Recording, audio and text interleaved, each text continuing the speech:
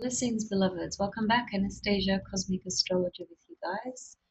Going to talk about Mercury today. And Mercury is about to ingress into Aries, which is really, really interesting, actually. So, again, I'm going to give a bit of an overview from an esoteric level and also an exoteric level as well.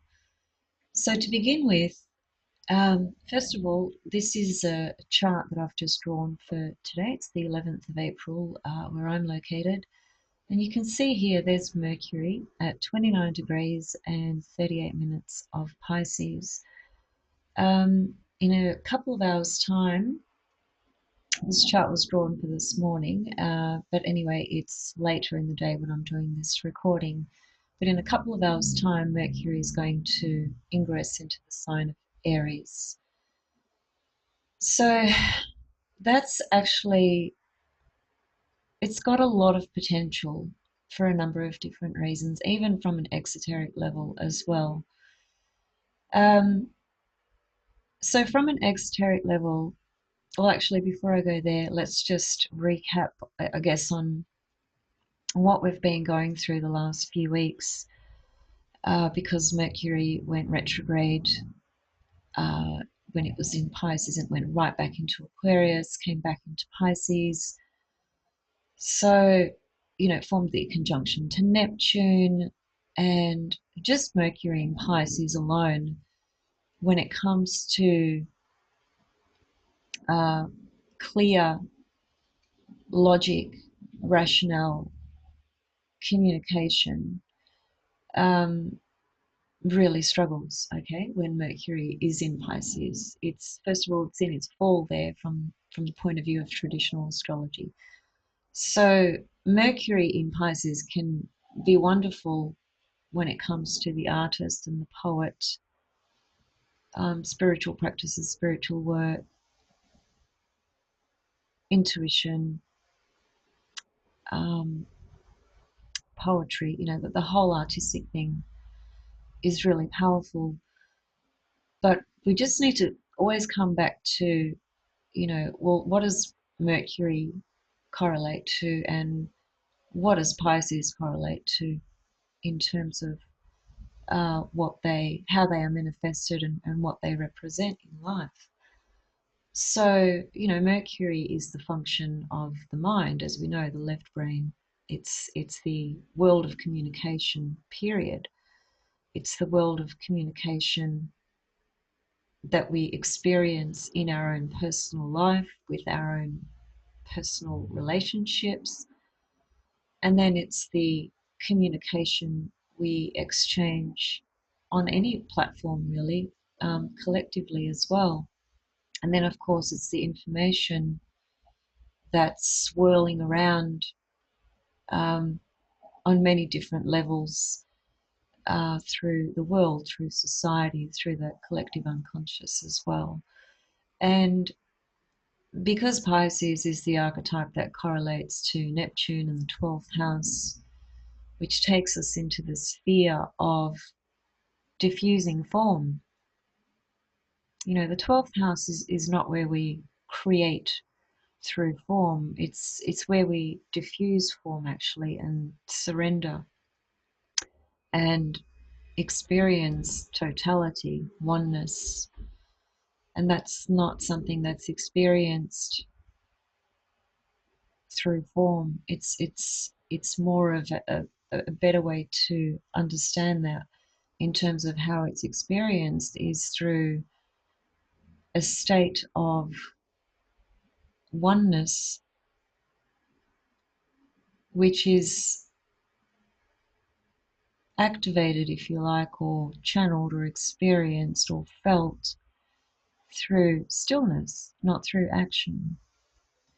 So, needless to say, Mercury in Pisces has taken us through a whirlwind of confusion on a collective level, specifically because of the current global conditions and events.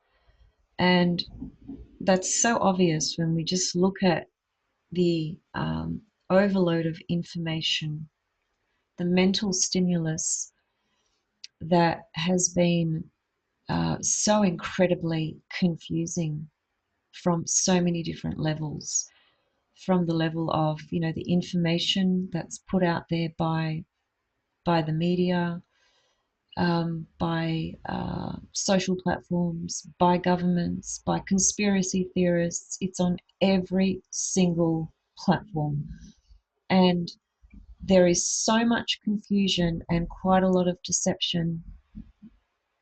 And the only thing we've found really or discovered is that we're all left feeling quite confused about what the actual truth is relative to the current events. And the truth probably lies somewhere in the middle, but we still are not able to clearly see that, especially while Mercury is in Pisces.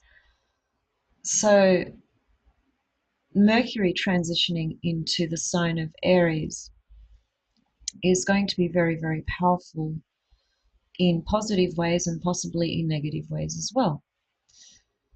I think the positive ways are more connected to the esoteric side of Mercury in Aries, because Mercury is actually the esoteric ruler of the sign Aries. And in exoteric astrology, Mars is the ruler of Aries, right? So, on the one hand, from an external personality exoteric level, the Mercury in Aries will really get things moving along. It will initiate a change, because Aries is a cardinal sign. It's a sign of initiation, leadership, direction, courage, directing a new path. And we need to relate this to what? To information, right? That there's going to be a surge of new information that comes out, which won't be as confusing as it has been the last few weeks. Aries is very clear and direct. It's in your face, but it is transparent. It's not unclear, right? Just like Mercury in Pisces has been. So there will be a lot of communication, information, points of views. A lot of things will come out now in a very different way to what we've seen the last few weeks. It still is going to require our own position in discernment, discerning what we engage in, what we listen to, you know, what we process and absorb in ourselves. But one really great thing about Mercury in Aries on an esoteric level is that it correlates to intuition, because it takes us straight to the mind of God, the ideas of God, where all things originate. So Mercury in Aries over the next few weeks is going to create a sense of greater transparency in information. It is likely to also create conflict, arguments, things of that nature, regarding how people are sharing their information, because the Mercury in Aries will, on the personality level, will have that desire, that impulse to be argumentative, to be incredibly challenging. It takes a very different position to Mercury in Pisces. Mercury in Pisces gets lost in a big soup mix and gets tangled up in this web, which can feel like you're in this chaotic sea where there's all these storms and things going on, and it's just really hard to find your way through that with clarity. But with Mercury in Aries, there's a stance that stands very strong in a bold position. You know, Aries is quite bold. It's direct. It's strong. It stands to fight. So I guess we can expect to see, when it comes to systems and governments and things of that nature, there might be some really overt um, conflict that exists with difference of opinions. I think that's going to be there without question. But I think what we will feel on a collective level is a greater sense of transparency, as I said before, because Aries is just totally upfront. So, from an esoteric level, I want to read a couple of things. First of all, Mercury is the esoteric ruler of Aries. In addition to that, Mercury is one of the planets that connects to ray number 4. Ray number 4 is ruled by Mercury and the Moon, and it is the ray that's known as harmony through conflict. And that's one of the reasons why Mercury is associated to ray number 4, because Mercury is the body that connects to or correlates to the world of opposites, hence conflict, because of the apparent differences that we identify or recognize or believe. And the world of opposites, which is what we continuously experience in this 3D dimension, because it's a world of duality. So duality implies opposites, and opposites implies conflict. Hence, Mercury connecting to ray number 4 is ultimately identifying the world of opposites. And from an esoteric level, a soul level, its job is essentially to fuse the world of opposites together to create a greater sense of harmony and peace for humanity. But it won't do that until it goes through and identifies and recognizes all the opposites and polarities that exist. That's why even in traditional astrology, Mercury is known to be the messenger of the gods. He was the god that would travel between worlds. So Mercury has a really interesting function. He was able to travel between worlds, meaning going into more transcendent states or levels, and retrieve information and bring it down to the lower worlds, or humanity, if you like.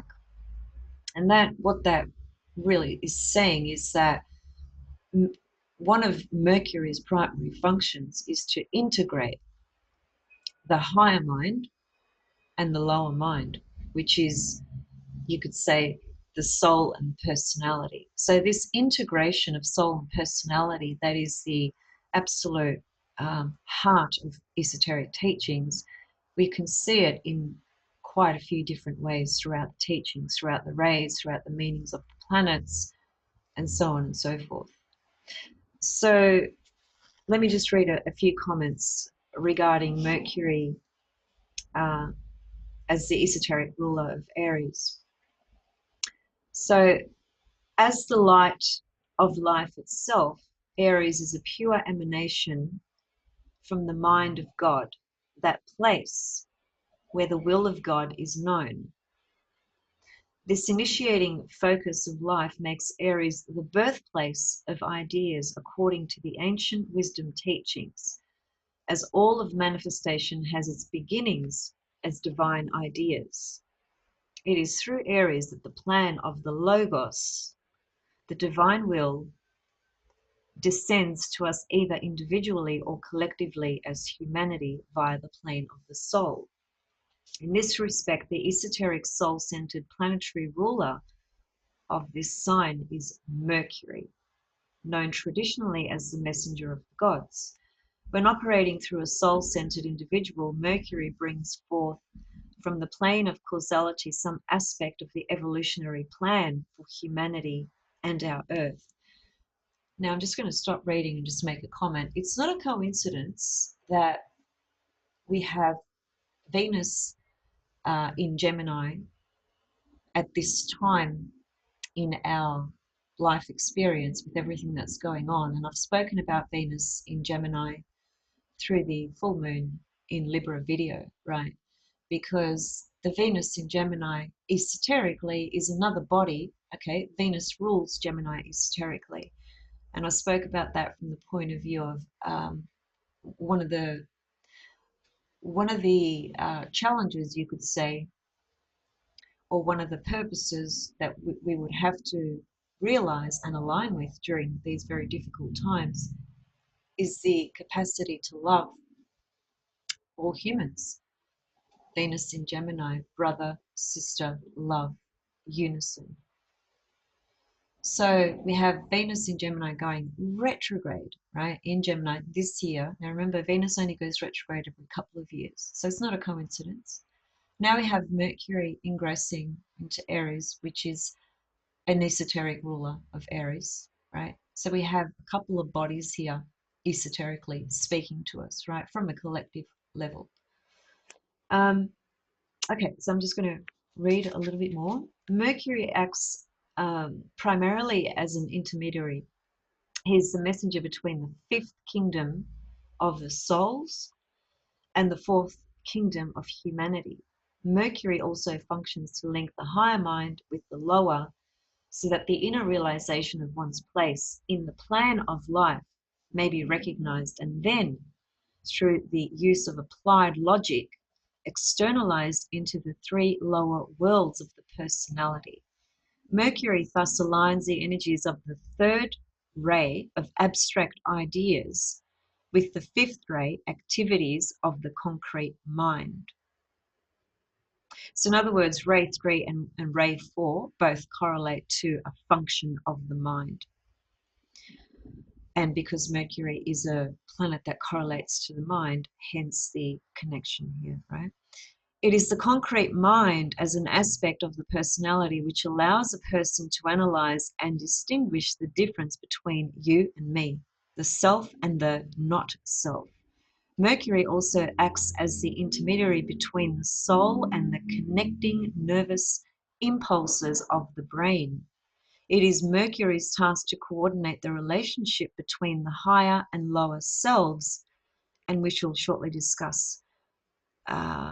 He says it is Venus which harmonizes and blends the two. The reason he's saying that is because, as I said a minute ago, ray number 4 is ruled by Mercury and Mercury and the moon. So just anyway, let me just continue. In traditional personal centered astrology, Mercury is always viewed as a planet expressive of duality and indicative of a certain conflicting tension. So that's Mercury. When you're looking at Mercury in your own chart or transiting Mercury, it fundamentally holds that quality of duality, which inherently can produce conflicting situations or tension, because it's a planet that correlates to the dual nature. Duality implies opposites, implies polarity, implies tension, conflict, right? Yet, from the soul-centered perspective, Mercury is a vehicle for creativity as it serves to relate opposites or opposing forces so that they may eventually fuse. In this respect, Mercury is seen as the planet through which the fourth ray of harmony through conflict is said to operate. The fourth kingdom in nature is the human, and it is through the human that the evolutionary scheme of the 7 kingdoms is held in balance. It is the human kingdom which is expressive of the greatest tension of all, as it is placed right at the center of the evolutionary structure.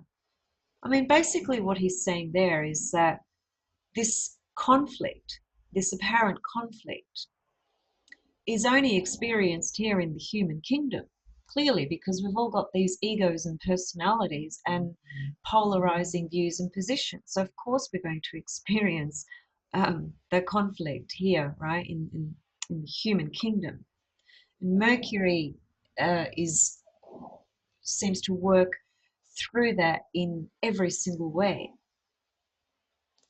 The fourth plane of manifestation is the intuitive, and it is on this plane that the advanced Aries individual works. So from an esoteric level, in other words, what he's saying is that esoterically, when Mercury is found in Aries and the person has, developed and cultivated awareness, consciousness, and is on the path, as it were, then the function of Aries through Mercury serves as a very powerful creative force, intuitively, particularly. Okay, I'll just continue reading a little bit more. The soul-centered Aries also functions as an intermediary. It is through his soul-directed actions and speech that he inspires others to forge their own connections between the higher and lower selves. He shows the way, reveals the plan, and instills courage into the environment. So this is a really powerful point relative to the collective, because Mercury ingressing into Aries holds this potential collectively. That is, for all of us to access Mercury through Aries from our higher self, to bring a further integration of our higher mind and lower mind at a time where we absolutely need to do that. Because at the moment, the majority are lost in the left brain field, which is an overload of information that through Mercury transiting through Pisces has done nothing but create mass hysteria and confusion. The hysteria correlates to Pisces and Neptune, and Mercury's been dancing around with Neptune for quite a few days, and Mercury in Pisces alone has contributed to that as well. So Mercury transitioning into Aries is saying that, you know what, there is a frequency held here, if you so choose to tune into it, where you can integrate the lower mind and the higher mind, so that you can access and activate the creative force of the intuitive divine mind, which will in turn give you a greater sense of clarity of your own path, your own direction, and your perspective on everything that is going on. So this is why I decided to actually do this presentation for you guys, because when I saw that Mercury is about to head into Aries, I thought, okay, esoterically, that is the ruler of Aries. Let me just reflect on that and get a sense of how that fits into the scheme of everything that's going on at the moment. And what I've shared with you so far is what I feel is the purpose and the opportunity. And I actually have Mercury in Aries in my natal chart, so I can highly resonate with these teachings and with this frequency of Mercury in Aries as being the esoteric ruler, because I have, well, I feel like I was born with it, but I certainly have developed it throughout my life. That is very strong intuition. My Mercury in Aries is very sharp from an intuitive level. It always has been. And intuition is like, for me, the way I understand it and experience it, there's not a thought in play. It's pre-thought. It's an incredibly strong sense of a particular something, and the thought comes after that, and it's the thought that gives that form and creates the narrative. But another way of saying it would be to say it's an inner knowing before your mind even knows. Just a little bit more reading.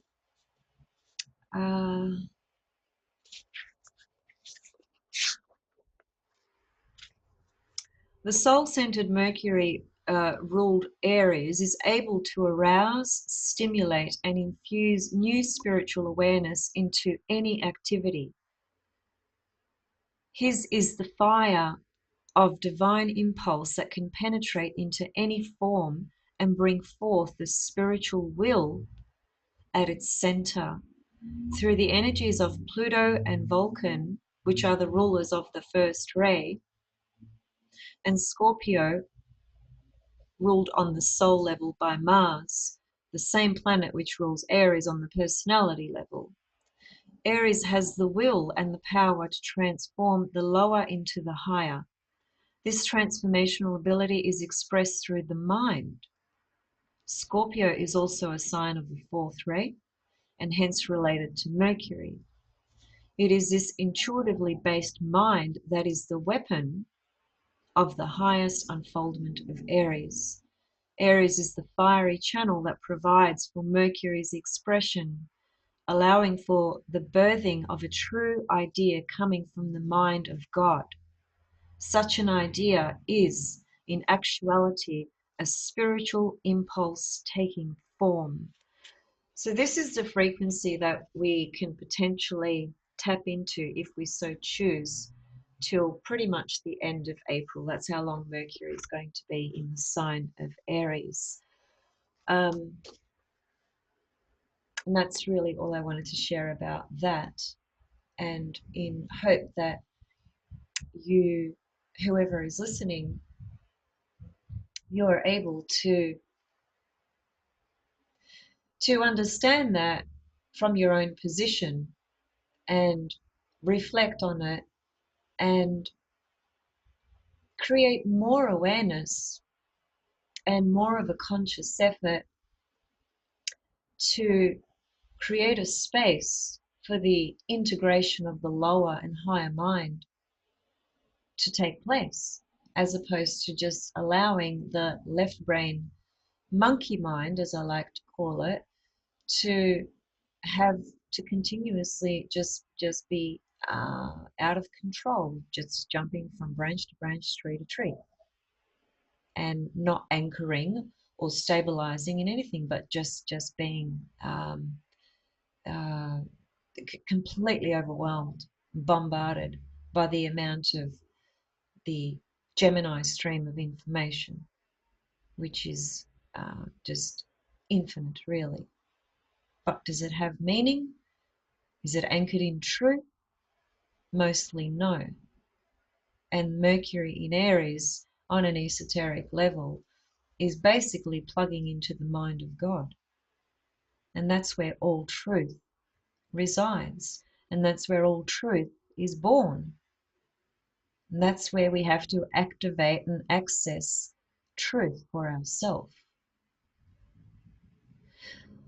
So we've just been through the full moon in Libra.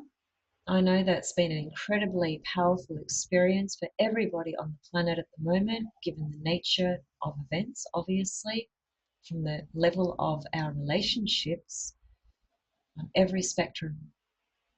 And I know that's been quite a difficult experience for many. It's also been a very powerful opportunity for growth and awareness and recognition of where the imbalances actually exist and where it is that further work needs to be done. Now, what's going to happen in a couple of days' time, or the next couple of days, Mercury's already in aspect to this, but it will be exact later on today and tomorrow and the following day. Mercury will be squaring these nodes as well. Then it will form a conjunction to Chiron. So, you know, the square to the nodes is really very interesting because those nodes are getting ready to go into the subsequent signs moving backwards, right? So the North Node and South Node are going to move into Sag and Gemini, not too far away. But before they do, Mercury will form a square to these nodes, and that's just adding a layer to the collective evolutionary path that we are all subject to relative to the moon's nodes, leaving behind the Capricorn components pertaining to all the old structures that have been existent for thousands of years, more or less, and learning how to cultivate and develop the feeling body, Cancer, learning how to go into the heart center, the soul center, Cancer, North Node. So the Mercury forming a square to these nodes is just going to highlight more of these issues from a collective level and from a personal level ourselves relative to what is it in our own thought processes, ideas, perspectives that we may be still struggling to let go of, and what are the new impressions, Cancer, that we need to integrate, step into, create space for, which takes us into the heart and the soul center, out of the mind. But we'll be doing that through Mercury's function, and from an esoteric level in Aries, we will be doing that. It's an opportunity, right, to access information, truth from the mind of God in order to facilitate our process moving forward with the North Node in Cancer and leaving behind the South Node in Capricorn.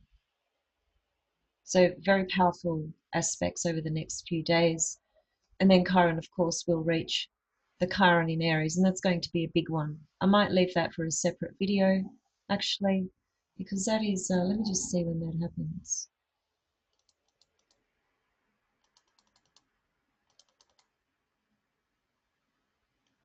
Oops, where have I gone? Hang on a minute. Let me just jumped too far ahead. There we go. So yeah, it's about 5 days time, about 15th of April. So we could say like the 14th, 15th, and 16th, those 3 days, that conjunction between Chiron and Mercury in Aries is going to be very profound, actually.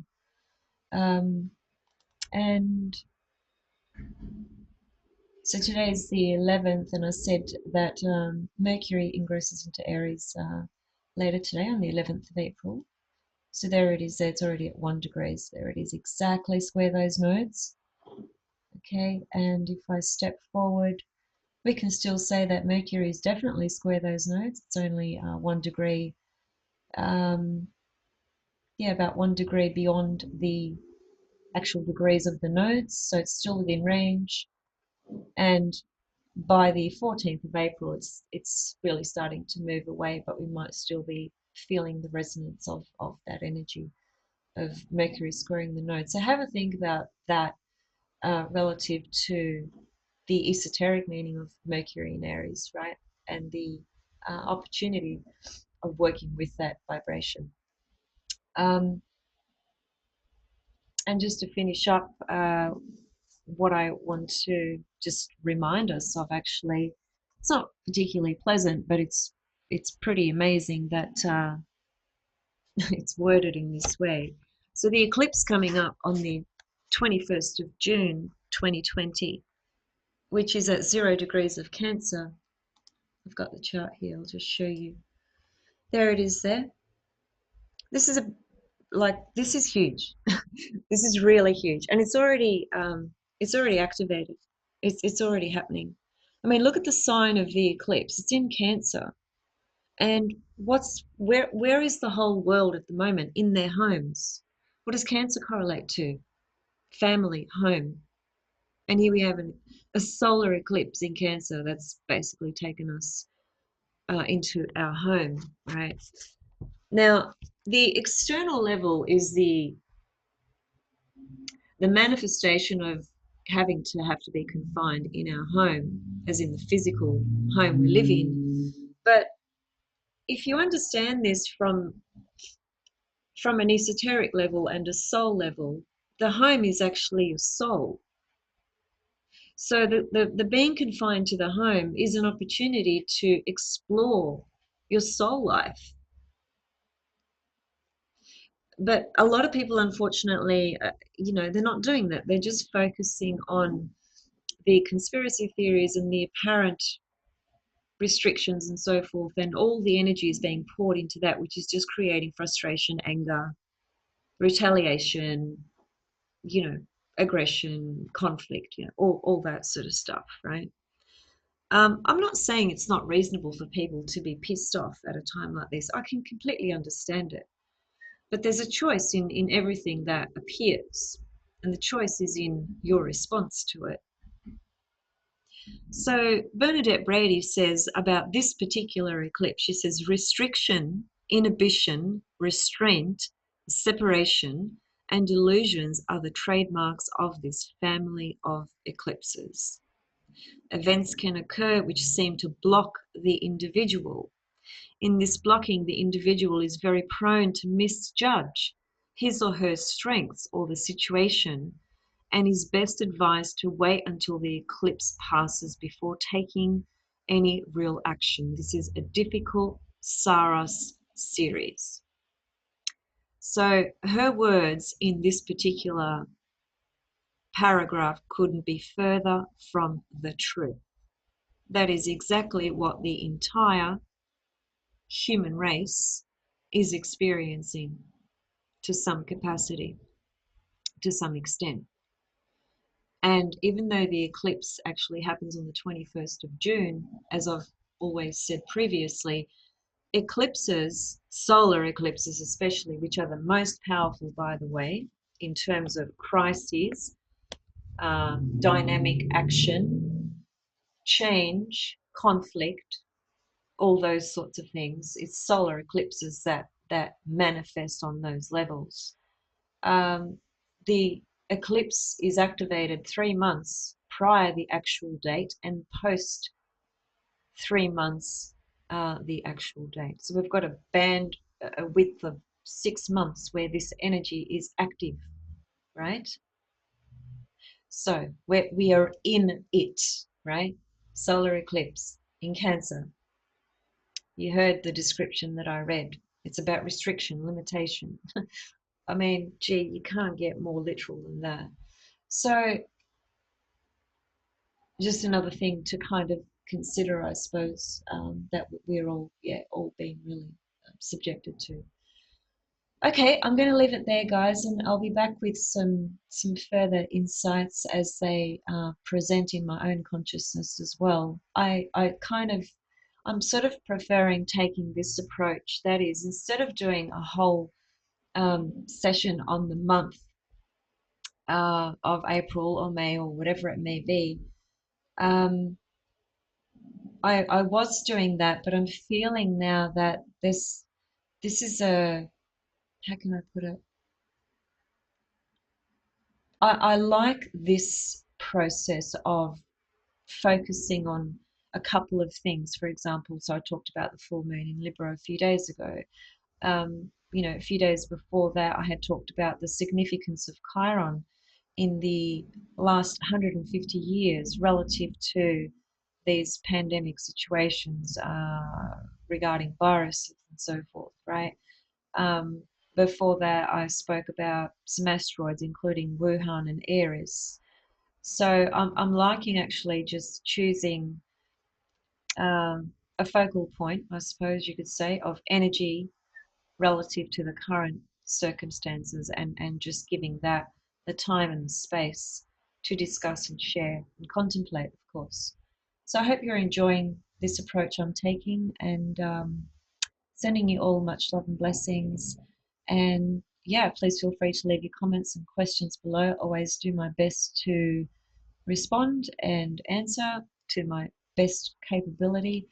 I appreciate it when people can leave comments or questions that are relative to the material that is being listened to, because it's just important to allow the focus to be around what the presentation is.